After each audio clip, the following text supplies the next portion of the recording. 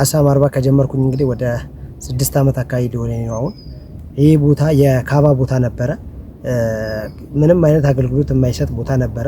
ይሄ ነገር ወደ ልማት መዞር አለበት በሚለው በግብርና ውስጥ አድርጌ አሳ ማርባት ችያለሁ። የመጀመሪያው ይመስለኛል የአዲስ አበባ ውስጥ የአሳ ፋርም ማለት ነው። በሆነ አጋጣሚ ምን አረኩኝ፣ ለምን ሰዎች እየመጡ እዚህ ቦታ ላይ አሳ አያጠምዱም? ልጆቻቸውን ይዘው መጥተው ለምን እዚህ ቦታ አይዝናኑም? እዚሁ ደግሞ እየበሰላቸው ኩክ እየተደረገላቸው ለምን አይዝናኑም በሚለው ወደዛ ቀየርኩት። ከዛን አሁን ኑ አሳ አጥምዱ፣ ኑ ያጠመዳችሁትን አሳ ከፈለጋችሁ ወደ ቤታችሁ ውሰዱ፣ ከፈለጋችሁ ደግሞ እዚሁ አጥምዳችሁ እዚሁ አብስላችሁ ተመገቡ የሚል ቲክቶክ ላይ ሰራው፣ በራሴ ቲክቶክ ቀጥታ። ከዛን ሰዎች አይተው እንግዲህ እንደምታየው እዚህ ቦታ ላይ እየመጡ መዝናናት አለ። ከተዝናኑ በኋላ አሳው እዚሁ ይጠበስላቸዋል። ሰላም ቤተሰቦችና ተመልካቾች፣ በአዲስ አበባ ከተማ ለማመን በሚከብድ መልኩ የካባ ቦታን ወደ ትልቅ የአሳ እርባታ ቀይረው ከፍተኛ ውጤት ካስመዘገቡ ግለሰብ ምርጥ ትምህርት ተምሬ ተመለስኩ። የተማርኳቸውን ጠቃሚ ቁም ነገሮች እናንተም እንድትማሩባቸውና እንድትጠቀሙባቸው ነው አቀረብኩላችሁ። እንደተለመደው ሰብስክራይብ፣ ላይክ እና ሼር ማድረግ እንዳይረሳ። ወጣት አይናለም ሙሉጌታ እባላለሁ። የስራዬ ቦታዬ የሚገኘው ቦሌ ክፍለ ከተማ ወረዳ 12 ነው። እዚሁ ቦሌ ቡልቡላ ነው። እንግዲህ እንደምታዩት የአይናለም አሳ እርባታ ይባላል። የአካባቢ አሳ ማርባት ከጀመርኩኝ እንግዲህ ወደ 6 ዓመት አካባቢ ሊሆን ነው አሁን። የጀመርኩት መጀመሪያ በመስኖ ነበረ። ዝኩኒ፣ ቃሪያ፣ ድንች የተለያዩ ነገሮችን በመስኖ ስራ ላይ ተሰማርቼ በጣም የሚገርም ለውጥ በማምጣት የተሻለ ውጤታማ ስለሆንኩኝ ያንን ዝኩኒውን፣ ቃሪያውን፣ ጎመኑን በመሸጥ የተሻለ የሆነ የተጠቀምኩት ነገር ነበረ። በሰዓቱ ያስኩት ገንዘብ ነበረ። እሱን በመያዝ እንግዲህ እንደምታዩት እዚህ ቦታ ላይ ይሄ ቦታ የካባ ቦታ ነበረ። ምንም አይነት አገልግሎት የማይሰጥ ቦታ ነበረ። ከዚህ በፊት እንግዲህ እንደምታውቁት የካባ ቦታዎች ሲደፈኑ በአፈር ሲዘጉ ወይም ደግሞ ህፃናቶች ወይም ትላልቅ ሰዎች ወርቀውበት ወይም ሲዋኙ ሰው ሲሞት ነበረ የምናውቀው። እኔ ግን ቀጥታ ምንድን ያደረኩት ይሄ ነገር ወደ ልማት መዞር አለበት በሚለው በግብርና ውስጥ አድርጌ አሳ ማርባት ችያለሁ። አሳዎቹን እንግዲህ አምጥቼ የጀመርኩት ከአሳ ሰበታ አሳ ምርምር ነበረ። ቀጥታ ከመጀመሪያ በፊት እዛ ላይ ይሄ ቦታ ይሄው የምታየው ይሄ ድንጋይ እዚህ ውስጥ ነበረ። ማሽን በማምጣት ነው ይሄን ቦታ ጉድጓድ አድርጌ ውሃ ከ200 ሜትር ላይ እዚሁ አለ ውሃ ወንዝ አለ። ከለገዳዲ የሚመጣ ወንዝ ነው፣ አቃቂ ይባላል። እንግዲህ ከአመት አመት ሙሉ አመቱን እየፈሰሰ ነው የሚውለው። ያንን ውሃ በመተማመን ነው ይሄን ቦታ የጀመርኩት። መጀመሪያ ቦታው ምቹ ነው፣ አዎ ምቹ ነው። ሙቀት አለ፣ አዎ አለ። ውሃ ከየት አገኛለሁ የሚለውን ቀጥታ ውሃውንም አየሁኝ። 200 ሜትር ላይ ነው የተሸለምኩት። ጄተር ነበረ ግብርና ሞዴል ስለሆንኩኝ ቀጥታ ያንን ጄተር ሸልሞኝ ነበረ። ያንን ጄተር በመተማመን ውሃ በሱ ቀጥታ ከ200 ሜትር ላይ እዚህ ቦታ ላይ በማምጣት እንደምታዩት ውሃውን በመያዝ ነው አሳው ማርባት የጀመርኩት። በጣም ነው ኢንስፓየር የሚያደርገኝ። እንግዲህ እኔ መጀመሪያ ራሱ ማሰብ ሰው እንዴት ያስባል ብዬ ሁሌ ከራሴ ጋር ሙግት ላይ ነኝ። እሷ ላይ እስቲ ተጨማሪ ብታረግልኝ፣ እንዴት ነው ሰው የሚያስበው? አሁን አንዳንዱ ካባውን አፈር ደፍኖ ወይ ይሸጣል መሬቱ፣ ወይ ደግሞ ቅድም እንዳልከው ልጆች ወይ ከብቶች ይገቡበታል ውሃው ላይ። እኔም ፕራክቲካሊ አጋጥሞኛል። አንተ ግን ይሄ ጭንቅላት ስራ እንዴት ነው? እሱ ካንተ ምንድን ነው የምንማረው ከዚህ አንፃር? እኔ እንግዲህ ያው እዚሁ ተወላጅ ነኝ። የአርሶ አደር ልጅ ነኝ። ቤተሰቦቼ አርሶ አደር ነበሩ። ከቤተሰቦቼ በመውረስ ደግሞ እኔም አርሶ አደር ሆኛለሁ። ትውልድን ይተካል። እንግዲህ እንደምታየው እኛ ያው ድሮ ህፃን ሆነን ትምህርት ቤት እንሄዳለን። ከትምህርት ቤት መልስ ከፍቶች ነው የምንጠብቀው። እሑድና ቅዳሜ ደግሞ ከፍቶቹ ወንዝ ላይ እየሄድን ውሃ እናጠጣለን። አስተዳደጋችን በወንዝ ዳርቻ ላይ ነውና አሳዎችን በብዛት እዚህ አካባቢ ላይ ወንዝ ላይ እናይ ነበርና ከእንደሱ ጋር ነበር ያደኩት። ያ ነገርም በውስጥ ያለ አጋጣሚዎች ሆነው ምን ሆነው ምቹ ነገር ተፈጠረ። ይሄ ቦታው ገንዘብ አወጥተህ ላጎርጉር ብትል በጣም ብዙ ነው። ቦታውንም ላታገኘው ትችላለህና አጋጣሚ ሆኖ የተፈጠረ ክስተት ሆነ።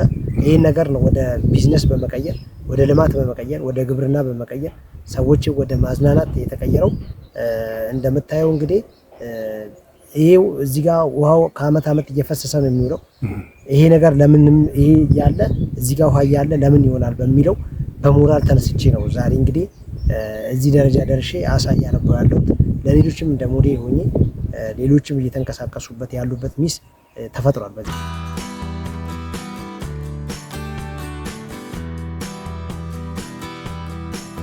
የስራ እድልም ተፈጥሯል፣ እያየን ነው። አዲስ አበባ ውስጥ ራሱ እኔ በጣም ነው የሚገርመኝ። የመጀመሪያው ይመስለኛል የአዲስ አበባ ውስጥ የአሳ ፋርም ማለት ነው። ይሄ ትልቅ ትምህርት ቤት ኢቨንስ ከፍ ያለ ደረጃ መድረስ የሚችል ይመስለኛል። ስለዚህ ይህም በጣም እኔን ኢንስፓየር ያደርገኛል። በጣም እኔ በተመልካቾች ስምም ማመስገን እፈልጋለሁ። በጣም ትልቅ አስተማሪ ነገር ነው። ከዚህ በላይ እያደገ እንደሚሄድ ተስፋ እናደርጋለን። መንግስትስ ምን ይላሉ? እንግዲህ ያው እግዚአብሔር ይመስገን ያው እዚህ ቦታ ላይ እንደምታየው በጣም ከፍተኛ የሆነ በረሃ ነበረ። ድንጋዩ በጣም ሙቀት አለው። ምቹ አልነበረም። መጀመሪያ ሰዎች እዚህ ቦታ ለመግባት ምቹ ቦታ አልነበረም። ማሽን በማምጣት እንደምታየው ዙሪያውን በማስጠረቅ ሰዎች ወደዚህ ቦታ እንዲመጡ አድርጌያለሁ። መቼ ከ3 ዓመት በኋላ ነው ሰዎች ወደዚህ ቦታ የመጡ። መጀመሪያ አሳውን ማርባት ጀመርኩ። ከተራባ በኋላ ከዚህ እያወጣው ነበረ ወደ ሌላ ቦታ እየሄድኩኝ የምሸጠው የነበረው ወደ መገናኛ፣ ወደ ሳሪስ፣ ወደ ቃሊቲ እየተዘዋወርኩኝ ነበር ስሸጥ የነበረው። አሁን ግን ያ ሆኖ ምን ሆነ፣ በሆነ አጋጣሚ ምን አረኩኝ፣ ለምን ሰዎች እየመጡ እዚህ ቦታ ላይ አሳ አያጠምዱም? ልጆቻቸውን ይዘው መጥተው ለምን እዚህ ቦታ አይዝናኑም? እዚሁ ደግሞ እየበሰላቸው ኩክ እየተደረገላቸው ለምን አይዝናኑም በሚለው ወደዛ ቀየርኩት። ከዛን አሁን ኑ አሳ አጥምዱ፣ ኑ ያጠመዳችሁትን አሳ ከፈለጋችሁ ወደ ቤታችሁ ውሰዱ፣ ከፈለጋችሁ ደግሞ እዚሁ አጥምዳችሁ እዚሁ አብስላችሁ ተመገቡ የሚል ቲክቶክ ላይ ሰራው፣ በራሴ ቲክቶክ ቀጥታ። ከዛን ሰዎች አይተው እንግዲህ እንደምታየው እዚህ ቦታ ላይ እየመጡ መዝናናት አለ። ከተዝናኑ በኋላ አሳው እዚሁ ይጠበስላችኋል። ብዙ ነገሮች አሁን ግብርና አለ፣ መዝናናት አለ፣ ምግብ አለ እና ብዙ ነገሮች አሉና ይሄ ነገሮች ተፈጥረዋል። ውሃም አልነበረውም፣ ንጹህ ውሃ። ያው ንጹህ ውሃ ስል ልክ እዚህ ውስጥ አሳው ይራባል። ከዚህ ከወጣ በኋላ ተበልቶ ወደ ምግብነት ሲቀየር የሚታጠብበት ውሃ አልነበረም፣ ቧንቧ ማለት ነው። እኔ ከዚህ በፊት ከቤቴ ነበረ በጄሪካን እያመጣው እዚህ እቃውንም አሳውንም አጥቤ ለሰዎች ይዤ መሄድ የነበረው። አሁን ግን ምንድን የሆነው ውሃ አስገባውን ለሚመለከተው አካል ወረዳውን፣ ክፍለ ከተማው ያለውን ነገር ደብዳቤ ጽፈው ለሚመለከተው አካል ለውሃ ልማት ደግሞ ያው መክፈል ያለብኝ ነገር ከፍዬ ውሃው እንዲገባ ተደርጓል። ማታም ደግሞ ጨለማ ነው፣ መብራት ማስቀመጫለሁ። ይህም በወረዳው በክፍለ ከተማው በኩል የተደረገ እገዛ ነውና እገዛነታቸው ያው እንግዲህ በዚህ አይቆምም። ወደፊቱ እርግጠኛ ነኝ ይቀጥሉበታል ብዬ አስባለሁ።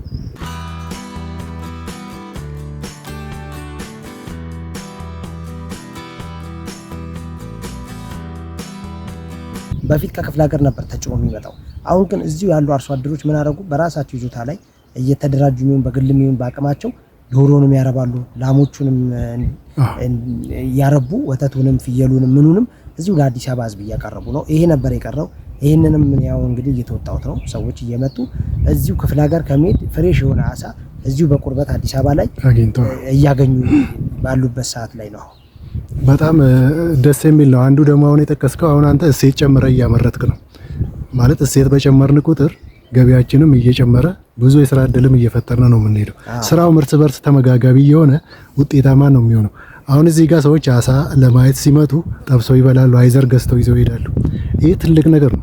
ማምረት እዚህ ጋር አሳ ዝም ብሎ ከመሸጥ ራሱ እዚህ ጋር ተሰርቶ ሰዎች እዚሁ በልተው ሲሄዱ አንደኛ አሳውንም በአካል እንደዚህ በእጃቸው እየያዙ ወስደው ደግሞ አስጠብሰው እዚሁ ፍሬሹን በልተው ሲሄዱ ሌላ ነገር ነው ያለው። ለኔ እንደሚገባኝ ሌላ ፋርዘር የምናስብበት ነገር ነው ያለውና ደስ የሚል ነገር ነው። አጠናክረ እንድትቀጥል ነው የሚያስፈልገው። አሁን ጫጩት ሰው ቢፈልግ እንዴት ነው የሚያገኘው? ብዙዎቹ እየመጡ አሁን ከሸገር ሲቲ ይመጣሉ፣ ከዚሁ ከአዲስ አበባ በየክፍለ ከተማው ይመጣሉ። ጫጩት ይኸው እንደምታየው አሁን ይኸው እዚህ ጋር ትናንሾች አሉ። ተጣጡ ዳር ላይ በቃዎች አሉ። በዚህ በካሜራው ላይታይ ይችላል አሉ እዚህ ጋር። ከዚህም ደግሞ ከፍ ያሉ ደግሞ ደረጃ እየጠበቁ አሉ። እንደዚህ አሁን ይሰጣሉ። ሌላው ምንድነው የታሰበው እዚህ አካባቢ ላይ ያው እንደምታየው እዚህ ጋር ሰሞኑን አስጠርጌያለሁ። ማሽን አስገብቼ እየተጠባበኩ ነው ያሉት። ማመልከቻ አስገብቻለሁ። 4 እና 5 ላሞች ባስገባ እዚህ ጋር የሚመጡ እንግዶች አሉ። ወተት እዚሁ እርጎ በጣም ይገርም በዳቦ እየተደረገ እዚሁ ለከስተመሮቼ ከአሳም ሌላ ደግሞ ተጨማሪ ነገሮችን ኦርጋኒክ ምግብ ያገኛል። ኦርጋኒክ እዚሁ ሳይወጣ እዚሁ ጋር አስቤያለሁ። አሁን በቅርብ ጊዜ ይሰራል፣ ይገባሉ። ላይም ዶሮ ቤት አለኝ። የራሴ ዶሮ ቤት አለኝ። የዛ ኩሱ ደግሞ እኮ ለእነዚህ ምግብ ነው ታውቃለህ። ግን አሁን እሱ ስለራቀኝ ነው እንጂ ማምጣት ነበር ለማምጣት አይመችም እንጂ ሆኖ እንጂ አሁን ግን እዚሁ ዶሮ ቤት እዚሁ ዳር ላይ ሳይበዛ እዚህ ትሰራና ዲዛይኑም ካስፈለገ እኛም በመናቀው ልክ እናግዛለን ሐሳቡን ማለት ነውና እሱ በእንዲያው ላነሳልህ ነበር። አሁን ውጭ ሀገር ላይ እነዚህ ሩቅ ምስራቅ የሚባለው አይፈን ያደጉ ሀገሮች ከስሩ አሳ ነው ከላይ ደግሞ እንቁላል ዶሮ የእንቁላል ዶሮ ለምን ኩሳቸው እንደ ምግብ ያ ራሱ አስባል። አንተም ጥሩ ነው፣ እሱንም የሚበረታታ ነገር ነው።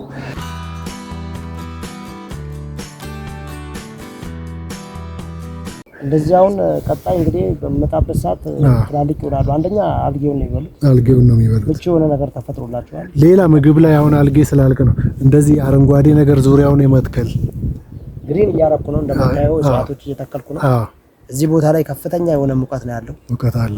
አዎ ጉድጓዳማ ስለሆነ አሁን ግን ያው ሙዞቹንም ብርቱካኑንም ሎሚውንም ቡና 200 ብር ተክያለሁ። በጣም አሪፍ። ይኸው ከዚህ ለፊታችን ላይ የምታየው የእርሻ ቦታ ነው። ቡና አለ፣ ሙዝ አለ፣ አፕል አለ፣ አቮካዶ አለ። እዚህ ጋር እንዳሉ የሚበሉ ነገሮች ናቸው እዚህ ጋር የተተከሉት። ላይ አንድ 2 ቀርጥ ምናምኑ የሚበሉ ናቸው።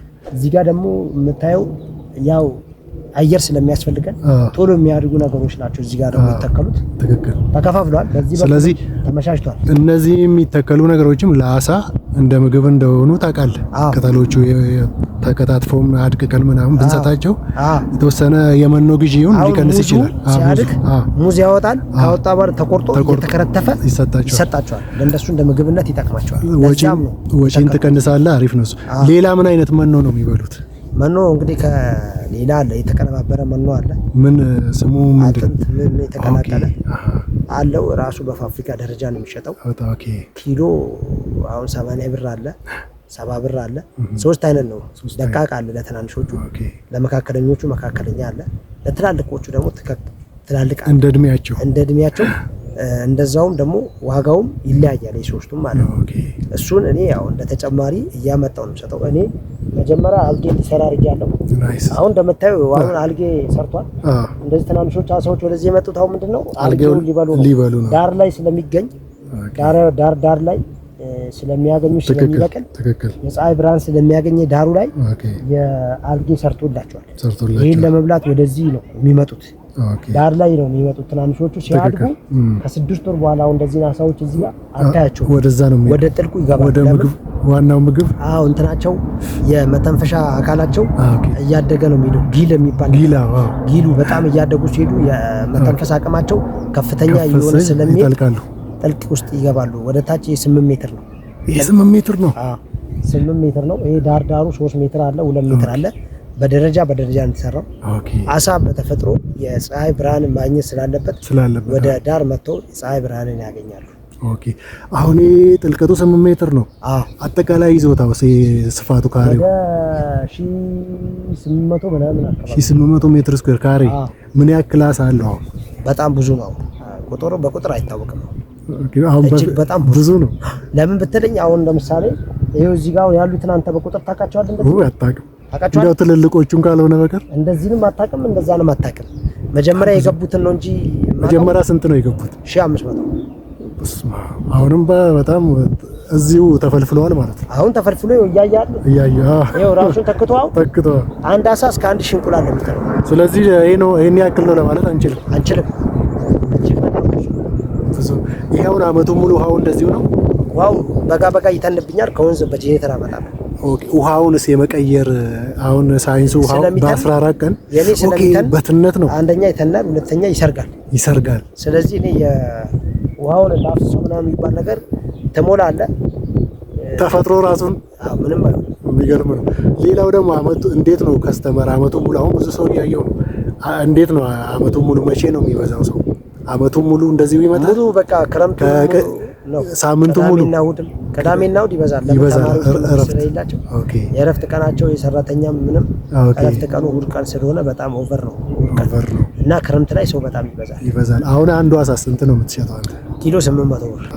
በኪሎ 800 ስለሚጠበስ እንጨት አለ፣ ሰራተኛ አለ፣ ዘይት አለ፣ ጨው አለ፣ ቅመማ ቅመም አለ፣ ማባያ አለ፣ ብዙ ነገሮች የሰው ጉልበት ይዘው ለሚሄዱት 600 ያው እንዲያውቁት። ለወደፊቱ ግን ያው እናይና የሚቀነስ ከሆነ ይቀነሳል፣ የሚጨመርም ከሆነ ደግሞ ይጨመራል።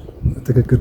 እኔ እንደውም በጣም ቀንሼዋለሁ ከሌላው አንፃር። ለምን እዚሁ ስለሆነ ሰዎች መጥተው እዚህ ቦታ ላይ ሲዝናኑ እኔ ከገንዘቡ በላይ ሰዎች መጥተው ሲዝናኑ ሀገራቸው ላይ ነፃነት ሲኖራቸው እጅግ በጣም ደስ ይላል። እና ህፃናቶች ደግሞ ታዳጊዎች ናቸው። ይሄ ሀብት የኔ አይደለም የሀገር ነው፣ የኢትዮጵያኖች ነው። እና እንደዛን ነገሮችን እያሰፋን ከሄድን እንደ ሀገር ነው እንጂ እኔ የማስበው እንደ ግል አለ ማስበው። ሰዎች መጥተው እኔ አሁን ይሄን ነገር ሰራሁት፣ ሰዎች መጥተው ካልተጠቀሙ ብሰራው እኔ ምንም እንትን አይኖርም። በቃ ሰዎች መጥተው ሲጠቀሙ፣ ሰዎች ሲደሰቱ አንተም ታድጋለህ። ሰዎችም ደግሞ ማግኘት ያለባቸውን አገልግሎት ሲያገኙ እጅግ በጣም ደስ ይላልና እርካታ ነው። እኔ አሁን ወደፊቱ እንግዲህ መንግስት እርግጠኛ ነኝ ይህን ነገር አይቶታል፣ ሁሉም አካላቶች አይተውታል፣ እየመጡ ነው። በደንብ መስፋት አለበት እያሉ ነው። እኔ የምለው እንግዲህ የቱሪዝም መዳረሻ ነው። ፈረንጆች እየመጡ ነው። ከቱርክ ይመጣሉ፣ ከአረብ ይመጣሉ። ቅድምም አይቻሉ ቻይናዎች ብዙ ናቸው ይመጣሉ። ስለዚህ ምንድነው የሚሆነው? ያው የቱሪዝም መዳረሻ እንደዛ አይነት ቦታዎች አሁን ይሄ ተፈጥሮ ነው የሚመስለው፣ ያየው ነው። ይሄ ራሱ እንደ ካባው ድንጋዩ ይሄ የራሱ የሆነ ውበት አለው። በጣም ከውሃው ጋር ደግሞ ሌላ ይሄንን በቃ ወደ ቢዝነስ ቀይረ እዚህ ቦታ ላይ መጥተው የሚጎበኙ አካላቶችን የሆነ ተጨማሪ የሆኑ ነገሮች ጨማምረበት የሚጨመሩ ነገሮችን ጨማምረበት በደንብ ለነጮቹም ከውጭ ለሚመጡትም በቃ ቅርብ ስለሆነ እዚሁ አዲስ አበባ ላይ ስለሆነ ግሪን ኤሪያው ለኔ ያው ምቹ ነው። እኔ እሱ ከመጀመሩ በፊት ነበረ እሱ ከተጀመረ በኋላ ደግሞ ምን አለ ለውጥ አለው ምንድን ነው የሚለው በጣም ጥሩ ነው እና ተመጋጋቢ ስለሆነ እንደዚያን ነገሮችን መንግስት የሆነ ነገር ሲሰራ አንተም ካጠገቡ ሆነ የሆነ ነገር እየሰራ ሚስ ሀገርን የምታሳድግ አንተም ዜጋው የሚጠቀም አጋጣሚው መጠቀም ምቹ ሁኔታዎች አሉ። አሁን አንተ ኦልሬዲ ሰርታል፣ ግን ትንንሽ የጎደሉ አሉ እንዳልከው። ኢቭን ወደ አግሮ ቱሪዝም ብቻ ሳይሆን ያው የግብርና ቱሪዝም ነው የሚባለው ይሆናል በቅርብ ቀን ብዬ አስባለሁ። ምንም ጥርጥር እኮ የለኝም። ግን እግረ መንገድን ደግሞ ትውልዱ አሁን ስለ ግብርና ምግቡን ከየት እንደሚመጣ ራሱ ብዙም አያውቅም። በጣም ኢንስፓየር የሚያደርገኝ ውስጤን የሚያሞቀኝ እንደናንተ አይነት ደግሞ ያውም ወጣት ሲገኝ ደግሞ ይደንቃል። ቢማር ጥሩ ነው ትውልዱ። ሲማር ደግሞ በቾክ ቲዮሪ መሆን የለበትም። እንደዚህ በተግባር ሰርቶ ከሚያሳዩ ሰዎች አሁን ልጆች ሲመጡ ኢቭን ስለ አሳ ስለ ግብርና አብረን ብናስተምር አይቻልም ወይ? ምን ታስባለህ? እዚህ ላይ ይቻላል። ምንም አይቻል ነገር የለም። ቅድም ብያለሁ። ይሄ ሀገር ሀብት ነው። የሚፈልጉትን ነገሮች መጥተው እዚህ ቦታ ላይ በቅርበት የሚያገኙበት ሚስ ተፈጥሯል። ይሄን ነገር ግን በጋራ በመሆን ቢሰራበትና ብናሳድገው ብዙ ነገሮችን እዚህ ጋር መስራት ይቻላል። እንደምታየው ቦታው ሰፊ ነው። ሌሎች ነገሮችን ጨማምረንበት ቢሰራ ለሀገር ሞራልም ነው፣ ለወጣትም ተነሳሽነትን ይፈጥራል። ወንዞቻችን ዝም ብሎ እየፈሰሱ አይውዱ። አፈሩ ዝም ብሎ ከአመት አመት ፀሐይ እየበሉ ስራዎች በደንብ ተደርጎ አሁን ቢገደቡ ልክ እንደኔ አሁን ሰፋፊ ነገር ሰፋ አድርገን እናስበው። ትንሽ ነገር አለ ማሰብ ያለ ሰፋ አድርገን ስናስበው ተለቅ ያለ ነገር ቢሰራ ውሃው ዝም ብሎ እየሄደ አሁን ግብጾችን ያቸው እስኪ ግብጾች ከኛ በሚሄደው አፈር ከኛ በሚሄደው ውሃ ሁሉም ነገር ከኛ ሄዶላቸው እንደሱ ከዛ ከወንዙ ላይ አፍሰው ወስደው ወደ እርሻ አድርገው ፍራፍሬ ተክለው ለራሳቸውም ተጠቅመው ለሌሎች ሀገሮች ደግሞ ይልኩታል። ስለዚህ ይሄ ምንድነው የኛ ድክመት ነው እንጂ ልክ ከኛ በሄደው አፈር ከኛ በሄደው ውሃ እንደዚህ ራሳቸውን ችለው ለሌላ ሀገር ደግሞ መትረፍ ማለት ይሄ ራሱ እንደምሳሌ ሲተወስዶ በጣም እና ቢሰራ ጥሩ ነው እላለሁ። ትክክል። ይሄ ትልቅ ትምህርት ቤት ነው፣ ለኔ ትምህርት ቤት ነው። ይሄ እንዴት ብዬ እንደምገልጸው ራሱ ቃላት ያጥረኛል። የሆነ ቪዲዮም አንድ ቻናል ላይ አይቼ ነበር። በጣም ትልቅ አስተማሪ ነው። በዚህ ዙሪያም ጠንከር ብለን ብንሰራ ጥሩ ነው። ለብዙ ተርፋል። አሁንም ብዙም ትተርፋለህ። ቀጣይ ብዙ ነገር እኔ ራሱ ይታየኛል። ሌላው ምንድነው አሁን በሽታ ምናምን የሚያጠቃቸው ነገር አለ እንዴ? የለም። ምግብ ብቻ መጠንቀቅ። ምግብ ብቻ የሻገተ ምግብ መስጠት የለብንም። መኖ ከገዛን መኖን አቀማመጡን ማስተካከል አለብን። መሻገት የለበትም። እርጥበት መንካት የለበትም። ከዛን ደግሞ አይጥ ምናምን ያሉበት ኤሪያዎች ላይ ጥንቃቄ ማድረግ አለብን። አይጥ ከነካካው አይጥ ባክቴሪያ ይዛ ልመጣ ትችላለች። ስለዚህ ያ አይጡ የነካካውን አመተ ለአሳዎቹ ብንመገባቸው ቀጥታ ባክቴሪያው ምን ይሆናል? ወደ አሳዎቹ ሊሄድ ይችላል። ስለዚህ ምንድነው የእኔ የምመክረው በዚህ ስራ ላይ የተሰማሩትን መኗቸው ሲያመጡ በአግባቡ ቁጭ ቢያደርጉት መኗቸው የደረቀ ቢሆን ደረጃውን የጠበቀ ነገር ቢሆን ጥሩ ነው። ለምን አንዴ ከተበከሉ ጥሩ አይደለም። ጥንቃቄ መደረግ አለበት። እስካሁን ያጋጠመ ችግር አለ? አንተ እኔ ጋር ምንም የለም። ምንም ነገር የለም። እንደ ችግር የምትገልጸው ምንም የለም። መጨረሻ ላይ ስፔሻሊ ለወጣቱ ለሌላም የሚተላለፍ መልእክት ያስፈልጋል። ለወጣት ምንድነው የምለው? እኔ ያው ከልጅነቴ ጀምሮ ስራ በመስራት ላይ ትንሽም ብዙ ስራ አልመርጥም። ስራ ለኔ ትንሽም ሆነ ትልቅ ነው ብዬ የማስበው ስራ የለም። ስራ ሰርቼ የምፈልገውን ነገር ካረኩበትና የምፈልገውን ነገር ከገዛውበት በምፈልገው ነገር ከተሰማራውና ካገኘውበት ስራዬ ነው። ስራ ትንሽ ትልቅ የሚባል ነገር የለም። እኔ ጋር ስራ ከጀመርኩም ተስፋ መቁረጥ የሚባል ነገር የለም። ስራውን ወደፊት ነው እንጂ ማስኬደው ወደ ኋላ ብዬ ይሄ ነገር አልሆነም ብዬ የምትሆ ነገር አይኖር። እስከመጨረሻው እታገላለሁ። እስከመጨረሻው ሄጄ ባይሆን እንኳን ሌላ ስራ ጎን ለጎን አስኬዳለሁ እንጂ ተስፋ ቆርጬ ከስራ አልሰናበትምና ተስፋ አትቁረጡ። የያዛችሁትን ስራ አጠናክራችሁ በደንብ ቀጥሉበት። ሌላም ተጨማሪ ስራዎችም ደግሞ ጎን ለጎን ብትሰሩበት የዛ አንደኛውን የመጀመሪያውን ስራ ሌላ ሲሰሩ እርስ በርሱ እየተመጋገበ እየተደጋገፈ ስለሚሄድ አንድ ስራ ላይ ብቻ ሳይሆን የተለያዩ ስራዎችን ጎን ለጎን ብታስኬዱ እየተመጋገቡ የሚሄዱ ሚስ ይፈጠራሉ። እኔ አሳም ብዙም አዲስ አበባ ውስጥ ኤክስፔክት አድርጌ ማላቅም አሁን ፕራክቲካሊ አይቻለሁ፣ ትምህርትም ወስጃለሁ፣ ከነበረኝ እውቀት ላይ ከፍ አድርጌያለሁ። ስለዚህ እጅግ በጣም አመሰግናለሁ ስለተቀበልከኝ፣ ይህን ድንቅ ሀሳብ ሼር ስላደረገኝ ማለት ነው። ከልብ አመሰግናለሁ። ለሚያዩትም እንግዲህ ያው ይህን ቪዲዮ ለሚያዩ ምን አይነት መልእክት አለኝ?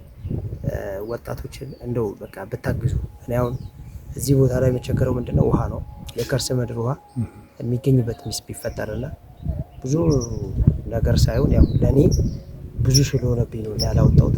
መርዳት የሚችሉ ቢረዱኝና ይሄ ነገር ምንድነው መረዳበት ሚስ ቀደም ብያለሁ። ለኔ ብቻ ሳይሆን ለሀገር ስለሆነ እዚህ ቦታ ላይ መጥተው የሚዝናኑት ህጻናቶች ስለሆኑ ለህጻናቶች ምቹ እንዲሆን የሀገራችን ሀብትም ስለሆነ ማገዝ የሚችሉ በዚህ አጋጣሚ ቢያግዙኝና ውሃ ከርሰ ምድር ቢያወጡልኝ ደስ ይለኛል። አመሰግናለሁ። ካቀረብኩት ምርጥና ልዩ ተሞክሮ በርካታ ጠቃሚ ቁም ነገሮችን እንማራለን። ለምሳሌ በእጃችን ላይ ያሉትን ሀብቶች በትክክለኛ ስራ ላይ ማዋልን እንዴት ይሆናል የሚሉ አስተሳሰቦችን መሆን እንደሚችሉ በተግባር ማሳየትን፣ ስራ የፈቱ ወይም አይጠቅሙም የተባሉ ሀብቶችን ወደ ሀብት መቀየርንና የላቀ አመለካከት ጠቀሜታዎች ይጠቀሳሉ። ሰብስክራይብ፣ ላይክ እና ሼር ማድረግ እንዳይረሱ።